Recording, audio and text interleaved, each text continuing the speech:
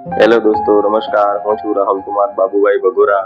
આજે આપણે ફટાફટ જાણીશું દાહોદ જિલ્લાના આદિવાસી પેટા જ્ઞાતિ વિશે. તો વાત કરીએ તો દાહોદ આદિવાસી બહુલ જિલ્લો છે. અહીંયા મુખ્યત્વે ભીલ સમુદાય અને અલગ અલગ પેટા જ્ઞાતિના જાતિ રહે છે. મુખ્યત્વે જોઈએ તો દાહોદ જિલ્લાના મુખ્ય આદિવાસી જાતિઓમાં ભીલ, દાહોદની સૌથી મોટી જનજાતિ એટલે ભીલ સમુદાય. પેટા જ્ઞાતિમાં જોઈએ તો ભીલાલા, ખેતી કરનાર ભીલ રાજપૂત પ્લસ ભીલના મિશ્રણ કહેવાય છે, જમીન ધરાવે છે. પટેલિયા ભીલ, દાહોદ જાલોર તાલુકામાં વધારે મહેનતુ ખેડૂતો હોય છે. નાયક ભીલ, પહાડી વિસ્તારમાં રહે છે. રાઠવા ભીલ, તહેવાર અને નૃત્ય માટે જાણીતી કોમ એટલે રાઠવા ભીલ.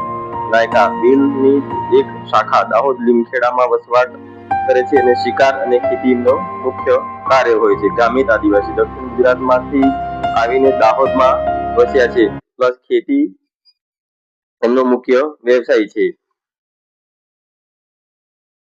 ત્યારબાદ વાત કરીએ તો કોયલા આદિવાસી, કોલગા નર્મદા કાંઠાની નજીકના ગામોમાં વસે છે.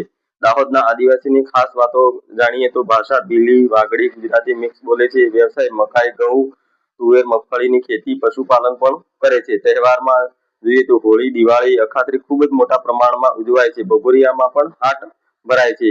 એક ભગોરિયા નામનો ઉત્સવ આવે છે, એમાં પણ ખૂબ ઉત્સાહથી ઉજવતા હોય છે. નૃત્યમાં જોઈએ તો ગરબા, ટીમલી, ઘુમર નૃત્ય પ્રખ્યાત છે.